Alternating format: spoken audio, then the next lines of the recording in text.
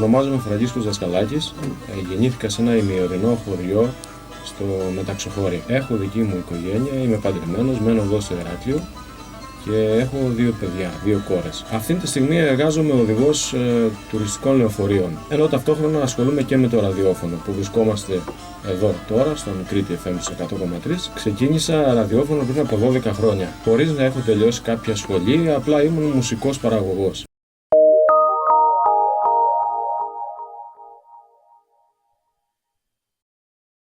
Από μικρός θα μπορούσα να πω ότι έχω ασχοληθεί με πάρα πολλές δουλειές. Και εργάτης έχω δουλέψει σε εργοστάσια και ως σερβιτόρος και ως μάγειρας αργότερα. Το αγαπημένο μου μάθημα ήταν τα μαθηματικά.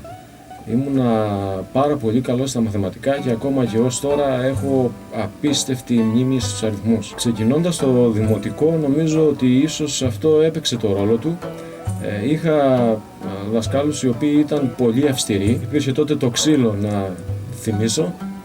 Χτυπούσαν τους μαθητές που κάτι έκαναν λάθος. Σταμάτησα το Λύκειο στην Δευτέρα Λυκείου στο πρώτο τρίμηνο και το άφησα διότι κάποιος φίλος του πατέρα μου τον ενημέρωσε ότι υπάρχει μια σχολή μαγειρικής εδώ στο Κοκκίνη Χάνη και θα μπορούσε το παιδί σου, όπως του είπε, να βγάλει ένα καλό μεροκάματο, να έχει ένα καλό μισθό. Επηρεάστηκα κι εγώ από τον πατέρα μου ότι τα λεφτά θα ήταν πάρα πολύ καλά, τα χρήματα, ο μισθός, και έτσι λοιπόν αποφάσισα κι εγώ να φύγω. Κάτι φυσικά που το μετάνιωσα αργότερα. Κάποιοι καθηγητές σχολίασαν την απόφασή μου να φύγω από το σχολείο και μάλιστα με προέτρεψαν μην το κάνω αυτό το πράγμα. Μου είπαν ότι σκέψου το καλά, διότι κάποια στιγμή θα το μετανιώσεις ίσως και καλό θα ήταν τουλάχιστον να τελειώσεις το Λύκειο ως βάση των γνώσεών σου και αμέσως μετά μπορείς να κάνεις ό,τι θέλει. Οι γονείς μου στην απόφασή μου να διακόψω το σχολείο και να ακολουθήσω τις σπουδές μου σε μια σχολή μαγειρικής με στήριξαν. Φαντάστηκα διακόπτοντας το σχολείο ότι η ζωή μου από εκεί και πέρα θα είναι πολύ καλύτερη, διότι πολύ απλά θα είχα χρήματα δικά μου στην τσέπη και δεν θα εξαρτιόμουν από κανένα. Θεωρώ ότι έχω χάσει πάρα πολλές ευκαιρίες από την στιγμή που διέκοψα το Λύκειο. Για παράδειγμα, δεν μπορούσα να κάνω τα χαρτιά μου, για να μπω στο δημόσιο. Θεωρώ ότι έχασα αρκετές ευκαιρίες και στο κοινωνικό κομμάτι και στο επαγγελματικό.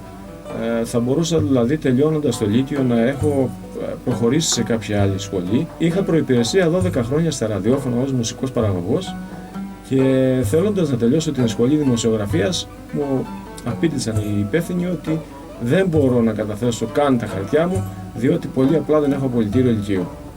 Έτσι λοιπόν αποφάσισα να επιστρέψω στο Λύκειο, στο νυχτερινό Λύκειο Ηρακλείου, πήρα το απολυτήριο Λυκείου και αργότερα τελείωσα και την σχολή δημοσιογραφίας στην Αθήνα. Τελικά αυτό που μου πρόσφερε η εκπαίδευση είναι ένα διαφορετικό κοινωνικό στάτους, αν θέλεις ένα καλύτερο επαγγελματικό προσανατολισμό και σίγουρα στον οικονομικό τομέα μπορώ να πω ότι είμαι καλύτερα.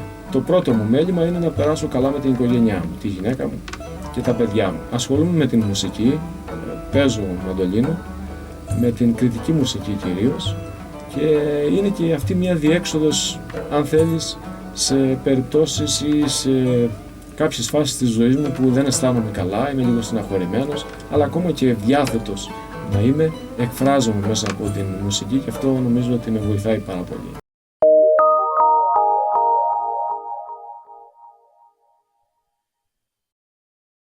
Θα πρότεινα σε ένα παιδί που σκέφτεται να παρατήσει το σχολείο να κάνει ακόμα λίγο υπομονή, να τελειώσει το σχολείο, τουλάχιστον το Λύκειο, που για μένα προσωπικά είναι μία βάση, είναι το πρώτο σκαλοπάτι αν θέλετε για να ανέβει κάποιος επαγγελματικά, κοινωνικά, οικονομικά κτλ. Να κάνει λοιπόν λίγο υπομονή, να τελειώσει το Λύκειο, τουλάχιστον το Λύκειο και αργότερα βλέποντας και κάνοντας ο ίδιος.